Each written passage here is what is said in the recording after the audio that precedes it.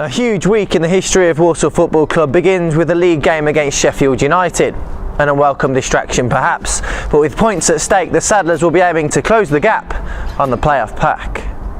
Saturday's 1-1 draw with MK Dons mean the Saddlers are just 8 points shy of the playoffs and 7 above the drop zone. A huge positive from the game was the return of Sam Mantom. Last year's Player of the Year was named in the starting lineup for the first time this season and described his emotions after coming through a full 90 minutes. I was absolutely flying off the wall, buzzing.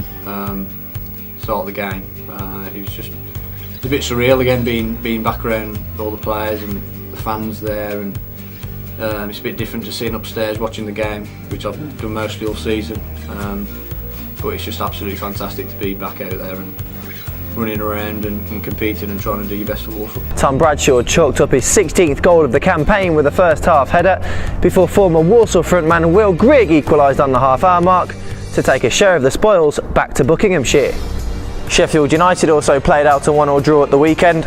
Kieran Freeman's leveller against Scunthorpe saw the Blades salvage their first point in 3 games.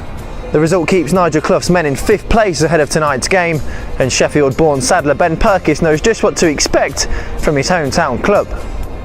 I expect a tough challenge again. We expect good individual players.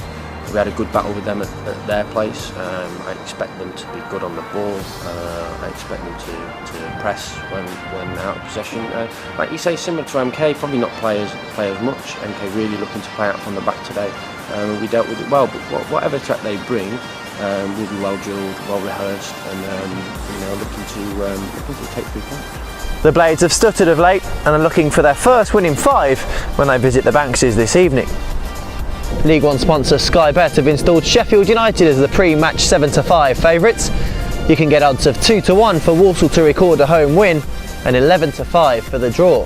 History will tell you that the Yorkshiremen have the upper hand in this fixture, having won 12 of the 27 meetings between the two sides, with the Saddlers winning out victors on just 7 occasions.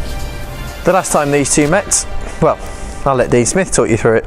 Tight game, tough game. They scored, and then Tom scored a header against them, and it's always a great ground to go to. The fans get behind them, and it's a great arena. But it was a bit of a cagey affair, but we also obviously beat them in the JPT or in the Cup, so I'm sure they'll want to go one better and get a win against us this season. But it's all about the performance for us. If we can go in and put in another good performance, then the result normally follows, and we've got to make sure we do that. You now have only 2 days left to purchase your tickets for our Johnson's Paint Trophy final at Wembley.